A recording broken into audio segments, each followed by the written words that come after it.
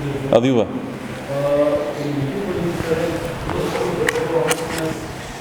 Namazit të akşamit dhe të yatsis.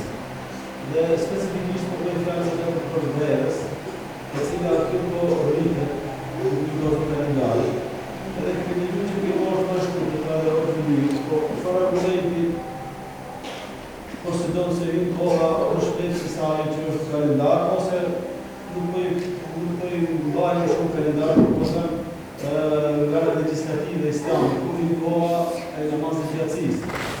Koha namazit të yatsis, Muhamedi sallallahu alaihi wasallam na ka treguar, ka thënë wal isha ma lam yaghib ash-shafaq, do të thonë derisa të ketë kuçurrim në qiell, deri atëherë është koha e akşamit. E kjo kuçurrima në qiell, shikoni ju tani për shembull pasi të perëndoj dielli, kuçurrima në qiell çndron më shumë ti 1 orë, 1 orë 20 minuta, jo më shumë. Dhe koha e akşamit është e shikon ti vetë, mund ta shikosh vetë. Varet, nuk është e thënë, se ndonjëherë mund të jetë më gjatë, ndonjëherë mund më shkurt, shikohet kjo punë. Mirë po, ne prapse si do shoft puna, do ta falenderojmë Allahun që jemi në këto vende.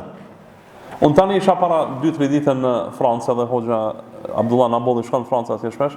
Akşami atje perëndonte dielli jak si kohë. 9:45 perëndonte dielli. Edhe në Suedi para 3 javë kam qenë, dielli perëndonte në 10:15, edhe yatsia s'hike hiç. Hiç hike vakti yatsis. Deri në sabah kishte kushrim të diellit, të qiellit, deri në sabah. Në Francë, jo, në Francë ikte kushrim të qiellit, mas janë 1 orë e gjys, 1 orë e 40 minuta, domthonë e falshin yatsin në ora 12. Na alhamdulillah yatsin e falum kur i hena akşami atyne.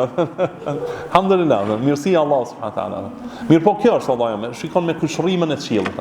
Këtu për shembull në Kosovë vonojnë shumë yatsin, sepse mundon të jetë sigurt që ka hyrë vakti i yatsis, edhe e lan deri në 10:30 gati. Këto ditë është deri në 10:31 minuta është yatsia. Mirë po falin masi ka hyrë koha, 40 minuta masi ka hyrë koha. A derisa edhe ky vëllai derisa ne pyetem